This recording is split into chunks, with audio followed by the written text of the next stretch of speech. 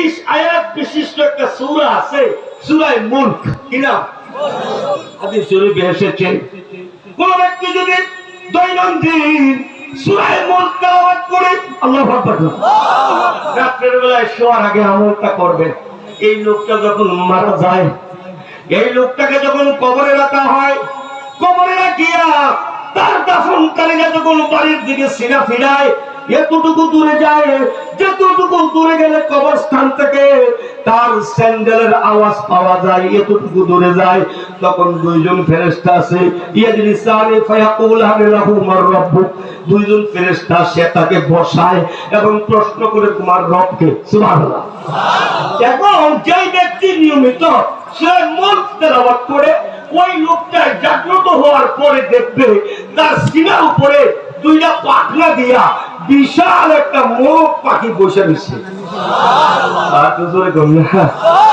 এখন মোরগ পাখি বসে রয়েছে, মোরগটা জিজ্ঞেস করবে, তুমি কে? আমাকে চিনো না, আমি সূরা মুলক। আল্লাহু আকবার। কেন এসেছো? তাকায়া দেখো, সবাই তোমার কবরে রেখে চলে গেছে, তোমার ছেলে চলে গেছে, ভাই চলে গিয়েছে, বন্ধু চলে গিয়েছে, মাকে রাখিয়া সন্তানরা চলে গেছে। তাকায় দেখো তোমার ডাইনে বামে আর কেউ নাই। আমি সূরা মুলক আমার মুহাব্বত করতাম, প্রতিদিন রাত্রে তুমি আমার তেলাওয়াত করতা।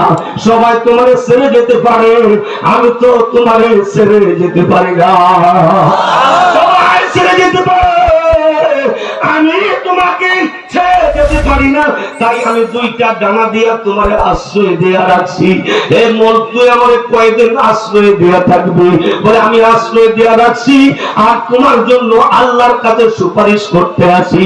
ওই পর্যন্ত তোমাকে ছেড়ে যাব না, যেই পর্যন্ত আমার সুপারিশ কবুল না হয়। আল্লাহ যতক্ষণ তোমারে জান্নাতে না ঢুকায়, এতক্ষণ আমি তোমারে ছাড়িয়া যাব না।